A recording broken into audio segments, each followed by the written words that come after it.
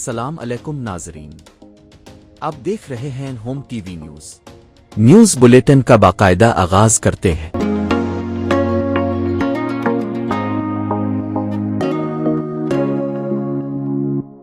بانی پی ٹی آئی عمران خان کی آنکھ کے علاج کے لیے پیمز اسپتال منتقلی۔ N T V F G injection کی دوسری ڈوز دی گئی۔ ایگزیکٹو ڈائریکٹر پیمز کے مطابق ماہر ڈاکٹرز نے بانی پی ٹی آئی کا طبی معائنہ کیا۔ ڈاکٹرز نے ایکو ٹیسٹ اور ای سی جی کو نارمل قرار دیا۔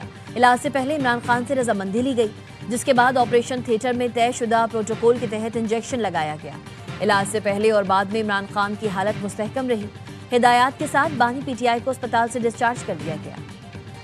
بانی پی ٹی آئی کے طبی معائنے کے بعد مجھے اطلاع دی گئی۔ Chairman P T I barrister Gohar کا ایکس پر پیغام لکھا، بانی کو اڈیالہ جیل سے پیمز اسپتال منتقل کیا گیا تھا۔ بانی کی آنکھ کا فالو اپ پروسیجر کیا گیا ہے۔ پارٹی کا مطالبہ وہی ہے جو بانی کی فیملی کا ہے۔ بانی کو شفا انٹرنیشنل اسپتال منتقل کیا جائے۔ بانی پی ٹی آئی کا معائنہ ذاتی معالجین کی موجودگی میں کیا جائے۔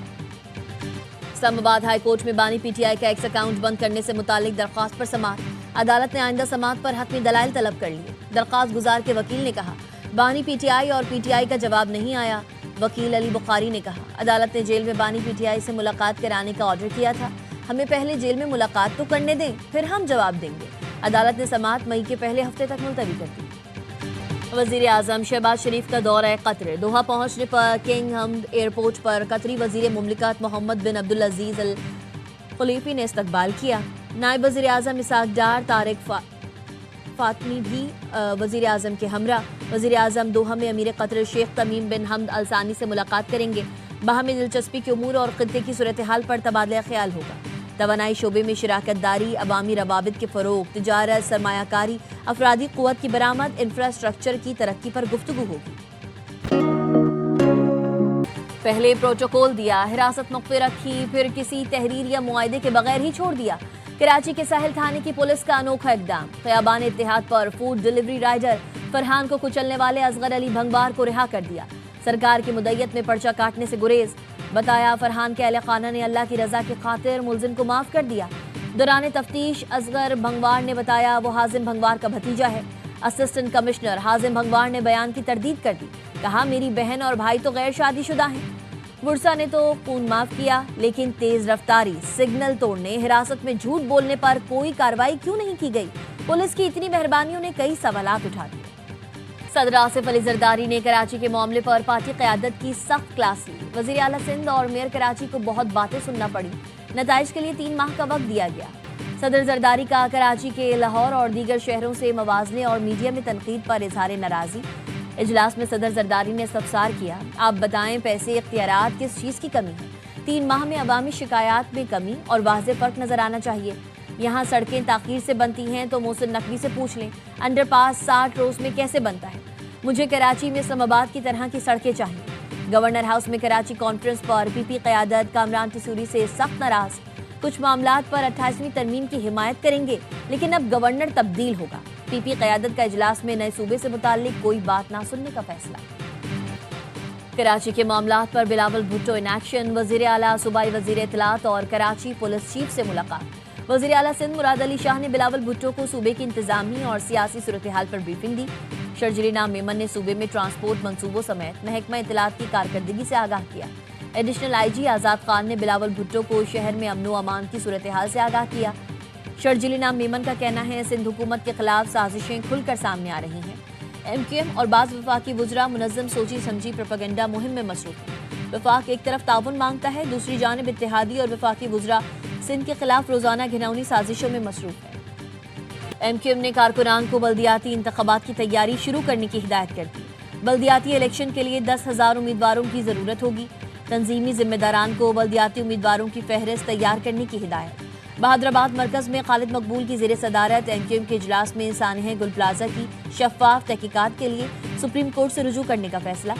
تحقیقاتی کمیشن کی جانب سے فریق تسلیم نہ کرنے پر سڑکوں پر احتجاج کا آپشن بھی رکھا گیا ہے۔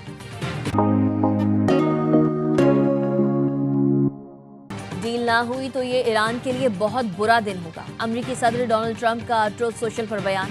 لکھا، جنرل ڈینیل سے منسوب ایران پر حملہ نہ کرنے کی خبریں جعلی ہیں۔ ایران سے ممکنہ جنگ سے متعلق خبریں غلط پھیلائی گئی۔ ایرانی عوام عظیم ہیں، انہیں نقصان نہیں ہونا چاہیے۔ مشرق وسطیٰ میں کشیدہ صورتحال، امریکا نے لبنان میں سفارت خانے سے غیر ضروری عملہ واپس بلا لیا۔ امریکی اسٹیٹ ڈپارٹمنٹ کے مطابق سیکیورٹی جائزے کے بعد سفارت خانے سے عملے کے 50 افراد کو بیروت چھوڑنے کا حکم دیا گیا ہے۔ بھارت کی بھی اپنے شہریوں کو فوری طور پر ایران چھوڑنے کی ہدایت۔ اب جنگ ہوئی تو پورا خطہ لپیٹ میں آئے گا۔ ایران کے نائب وزیر خارجہ کاظم غریب آبادی کا اقوام متحدہ کی انسانی حقوق کونسل میں خطاب۔ کہا ایران کے دشمن اس بار افراتفری اور بدامنی کے ذریعے ایک اور فوجی آپریشن کی راہ ہموار کرنے کی کوشش کر رہے ہیں۔ دشمن جنگ شروع کرنے کے قابل ہو سکتے ہیں لیکن وہ اسے ختم نہیں کریں گے، اس لیے تمام ممالک سے مطالبہ ہے وہ کشیدگی روکنے کے لیے ٹھوس اقدامات کریں۔ امریکا کے مشرقی ساحلی علاقوں میں برفانی طوفان سے نظام زندگی درہم برہم، ہزاروں پروازیں منسوخ، 6 لاکھ افراد بجلی سے محروم۔ روڈ آئلینڈ میں 3 فٹ سے زائد برف پڑ چکی، نیو یارک میں 19 انچ برف پڑ چکی، نیو یارک میں سفر کرنا ناممکن ہو گیا۔ بوسٹن اور نیو یارک کے ایئرپورٹ سب سے زیادہ متاثر، mayor New York Zohran Mamdani Brooklyn میں عملے کے ساتھ مل کر برف ہٹاتے رہے۔ پینسلوینیا اور کنیکٹیکٹ میں بھی ایمرجنسی نافذ، نیو یارک اور بوسٹن میں اسکول بند کر دیے گئے ہیں۔ امریکی صدر کل صبح 7 بجے اسٹیٹ آف یونین سے خطاب کریں گے۔ ٹرمپ کہتے ہیں کہنے کے لیے بہت کچھ ہے، خطاب طویل ہوگا۔ ڈیموکریٹس کی جانب سے ٹرمپ کے خطاب کے دوران احتجاج کا امکان۔ امریکی میڈیا کے مطابق خطاب میں ایران سے مذاکرات اور ان کی ناکامی کی صورت میں ممکنہ جنگ پر بات کی جائے گی، ٹیرف کا دفاع کیا جائے گا۔ OIC، عرب لیگ اور دوست ممالک کے وزراء خارجہ کے مغربی کنارے پر اسرائیلی قبضے کے فیصلے کی سخت مذمت۔ سعودی عرب سمیت 19 ممالک کے مشترکہ بیان میں اسرائیلی حکومت پر زور دیا گیا ہے کہ وہ فوری طور پر ان اقدامات کو واپس لیں۔ یہ تبدیلیاں بہت وسیع نوعیت کی ہیں، ان کے تحت فلسطین کی زمین کو نام نہاد اسرائیل کی ریاستی زمین قرار دیا جا رہا ہے۔ پاکستان اسٹاک مارکیٹ میں شدید مندی، 100 انڈیکس 1,65,000 کی سطح سے بھی نیچے آ گیا۔ دوران کاروبار 3783 پوائنٹس کی کمی دیکھی گئی۔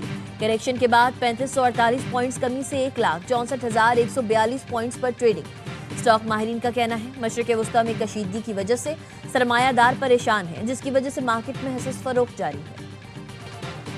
پاکستان اور IMF کے درمیان مذاکرات، FBR ہدف میں 50 سے 100 ارب روپے کی کمی کی کوششیں کرے گا۔ ذرائع کا کہنا ہے وزیر اعظم کی ہدایت پر FBR نے مذاکرات کے لیے تیاریاں تیز کر دی۔ وزیر اعظم نے ہدایت کی 30 جون تک کوئی ٹیکس نہ لگایا جائے، FBR نیا ٹیکس لگائے بغیر ٹیکس ہدف پورا کرے۔ ٹیکس ہدف کو 13,969 ارب سے کم کر کے 13,869 ارب تک لانے کی کوشش ہوگی۔ IMF کے ساتھ جولائی تا جنوری ٹیکس ڈیٹا پر تبادلہ خیال ہوگا۔ مہنگائی اور معاشی ترقی کے مطابق ٹیکس آمدن کا جائزہ لیا جائے گا۔ T20 ورلڈ کپ کے سیمی فائنل میں جانا ہے تو انگلینڈ کو ہرانا ہے۔ سپر 8 مرحلے میں آج پاکستان اور انگلینڈ مد مقابل آئیں گے۔ قومی ٹیم نے تیاریوں کو حتمی شکل دے دی۔ صاحبزادہ فرحان کہتے ہیں وکٹ بیٹنگ کے لیے سازگار ہے، انگلینڈ کو اسپن کے جال میں پھنسائیں گے۔ پاکستان انگلینڈ سے ورلڈ کپ میں کبھی نہیں جیتا، لیکن اس بار گرین شرٹس کے پاس تاریخ بدلنے کا موقع ہے۔ انگلینڈ کے ورلڈ کپ وننگ کپتان آئن مورگن نے پاکستانی اسپن اٹیک کو انگلش ٹیم کے لیے خطرہ قرار دے دیا۔ مورگن کہتے ہیں پاکستان کے پاس ابرار، شاداب اور عثمان جیسے باصلاحیت پلیئرز ہیں، دونوں ٹیمز کے لیے یہ ایک چیلنجنگ گیم ہوگا۔ سابق کرکٹرز کا گرین شرٹس کو پہلے بیٹنگ کرنے کا مشورہ، پاکستان کو ٹاس جیت کر انگلینڈ کے خلاف بیٹنگ کرنی چاہیے۔ ویسٹ انڈیز نے بتا دیا وہ سیمی فائنل کی مضبوط امیدوار ہے۔ سابق سٹار کرکٹرز کا تجزیہ، باسط علی نے کہا پاکستان کا انگلینڈ کے خلاف میچ ڈو اینڈ ڈائی ہے، سائم ایوب کی جگہ بابر اعظم سے اوپننگ کرانی چاہیے، آج فخر زمان کھیلے گا، شاہین آفریدی بھی فہیم اشرف کی جگہ ٹیم میں ہوں گے، کامران اکمل بولے کوچ سے زیادہ کپتان کو فیصلے کا اختیار ہونا چاہیے، لگ یہی رہا ہے سارے فیصلے کوچ کر رہا ہے۔ شعیب ملک کا کہنا تھا 5 بولرز اور 5 بیٹرز کے ساتھ جانا چاہیے اور وکٹ کیپر اوپر کھیلنے والا ہونا چاہیے۔ اور چین میں نئے سال کا شاندار استقبال، رنگوں سے بھری پریڈ کا اہتمام آتش بازی سے کیا گیا، دلکش اور دیوہیکل فلوٹ سے سڑکیں رنگین ہو گئی، بینڈ کی زبردست پرفارمنس اور جگمگاتے ڈریگنز نے ماحول کی دلکشی کو 4 چاند لگا دیے۔ مزید خبروں کے لیے دیکھتے رہیے ہوم ٹی وی نیوز۔